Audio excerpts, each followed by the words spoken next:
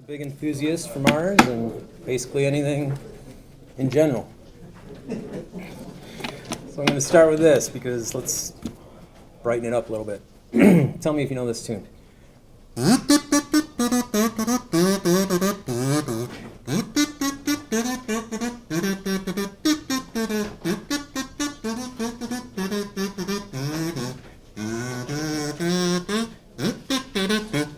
Anyone?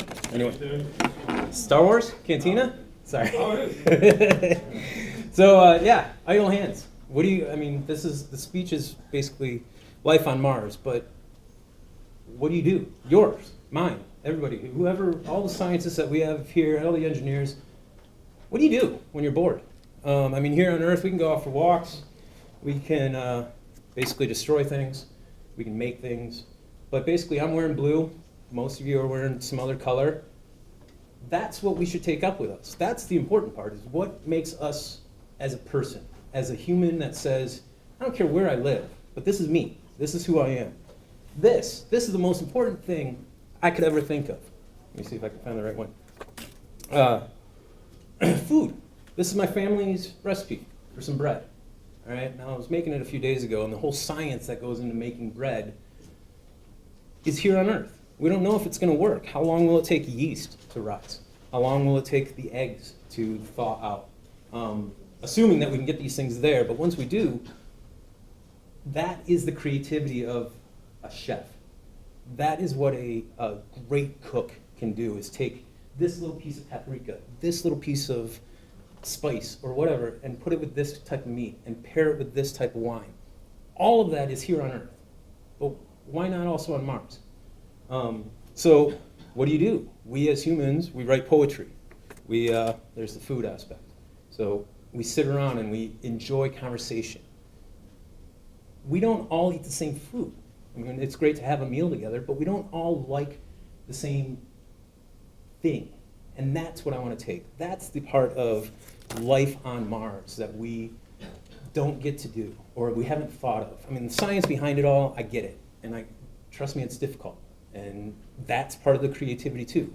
Each one of us does something different. So when you go for a walk, what do you think about? It's yourself, in your head, in your spacesuit. But what do you do? How do you look at the stars? Do you look at a rock? Do you try to pile rocks together? Do you write a novel? Do you make music like I just did? Do you write a short story? How many different parts do you race with your neighbor? Do you run around this habitat because you've got nothing else to do? Yes. The answer is yes to all these things. I don't mean to do this is a rhetorical question. But we build things. Are you going to build a rock pile? Are you going to build a habitat? Are you going to build a plumbing system? When you're there, what does your brain allow you to create? And all of these things, I'm most interested in this. What is the art? What is the doodling? What is the painting? What is the Bob Ross happy trees that you're going to do on Mars? Because that is what I want to bring home with us. Same time, stars. You're going to look at the stars, it's going to be a whole lot different black than there is in the cities. I'm from Marquette, Michigan. Way up north, we get the northern lights. We have a huge lake that has no lights, no street lights. So we allow ourselves to stare at the stars, take 25, 30 minutes just to think about, I wonder how far away that is. And your head does its thing. But when you're done thinking, what do you do with it? What's your idle hands going to go for? Let's make games up. How many different thoughts of Mars Society games? How do you play Monopoly with Mars figures? But again, these are all things that we as humans do to keep ourselves sane. And that's what's most important, is if we're going to travel anywhere, to the moon, to the stars, to another planet, what do you do so that you don't go bonkers? How do you stop yourself? I look at photos.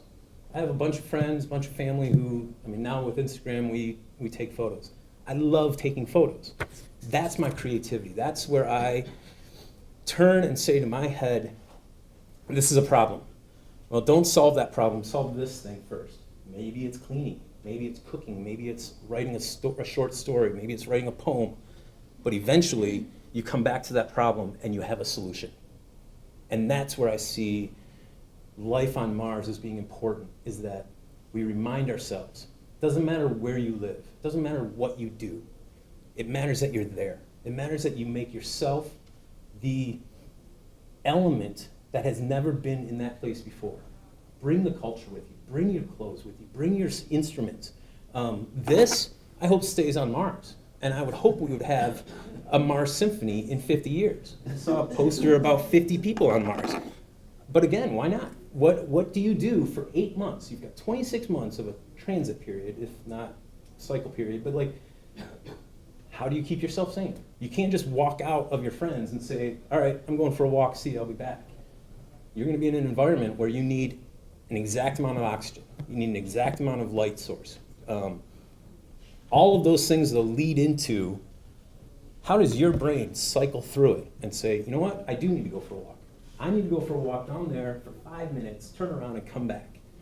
But when I do, I'll have a solution to that problem that we're talking about. Whatever it might be growing peanuts on Mars. Who knows? And that's the thing I didn't put in here is gardening.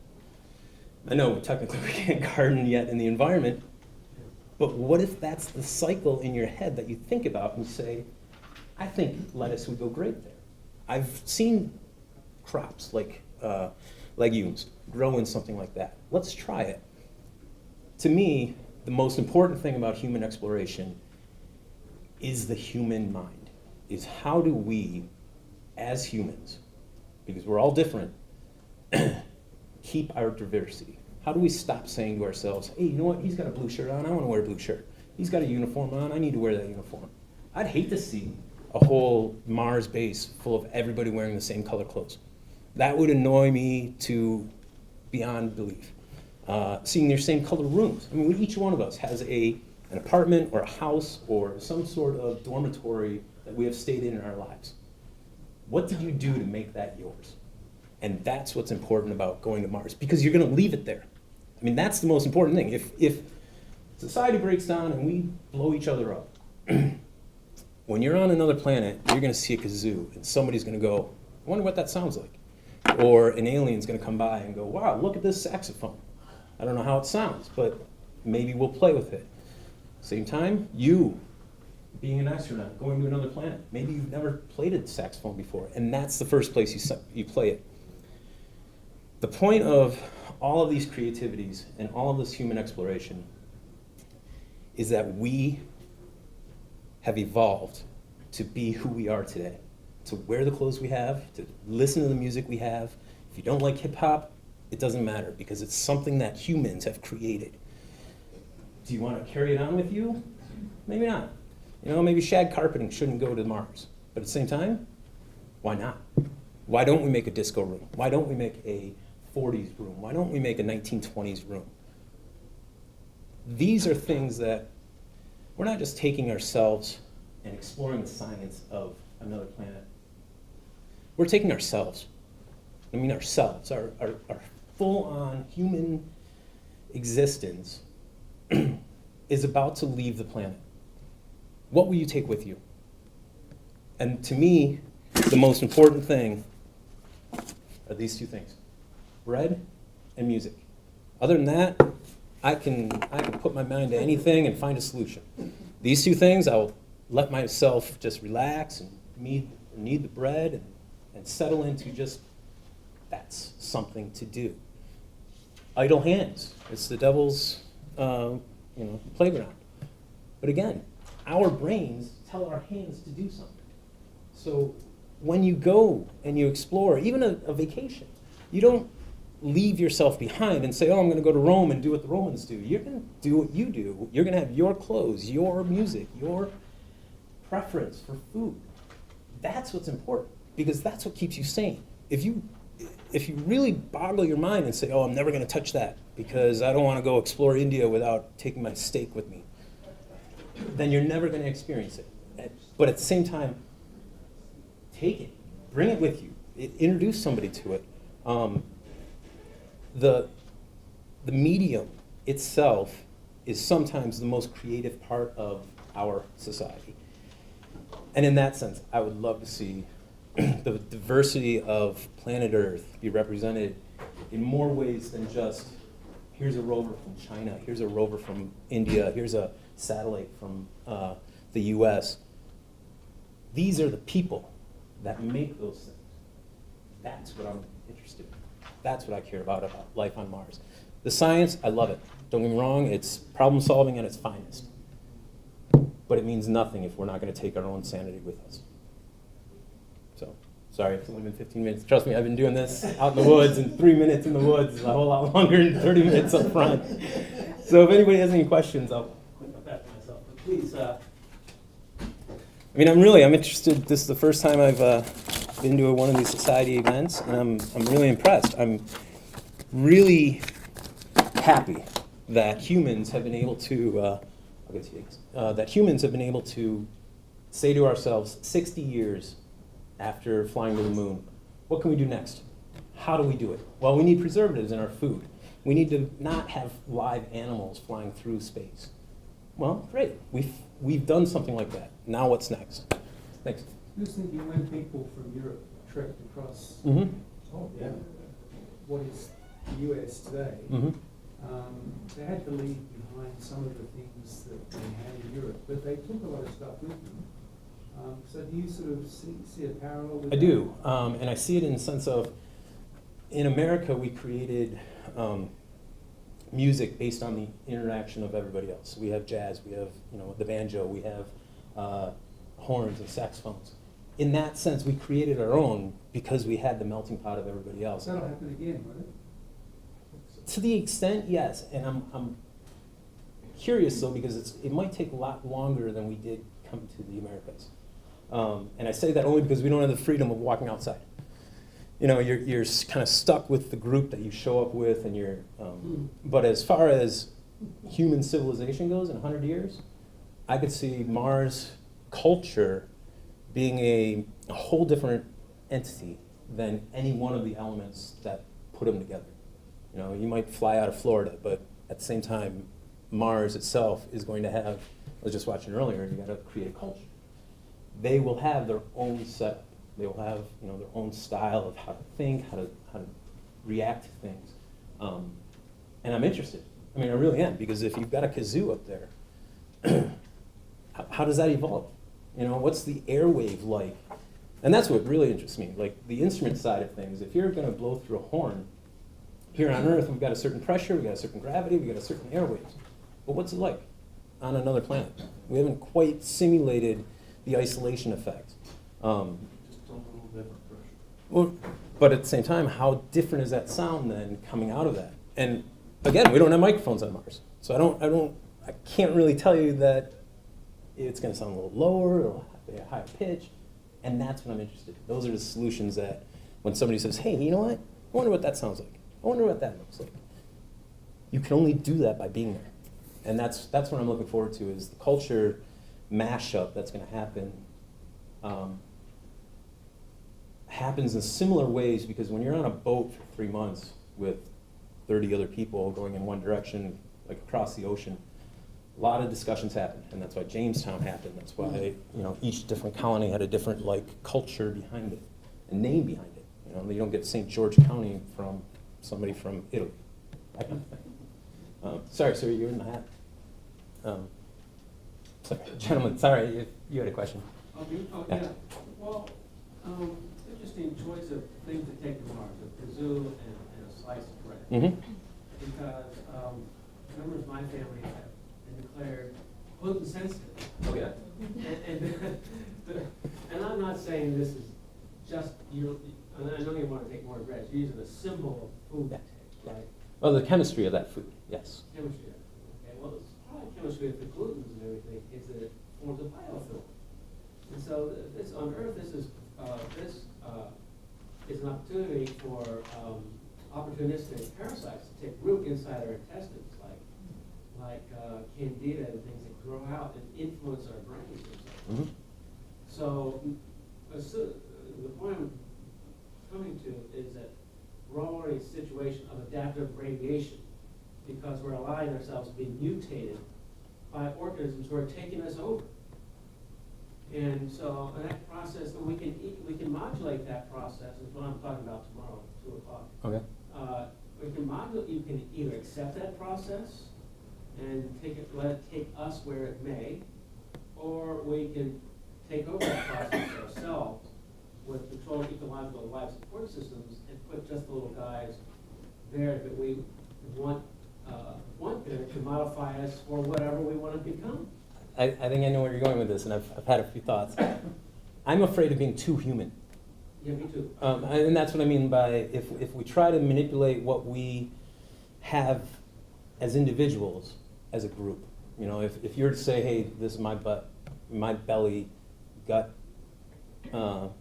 microbes, and I've got a different one, does that mean we can't eat the same food when we're on Mars? Does that mean we don't actually have a shared moment because we have something that doesn't allow us?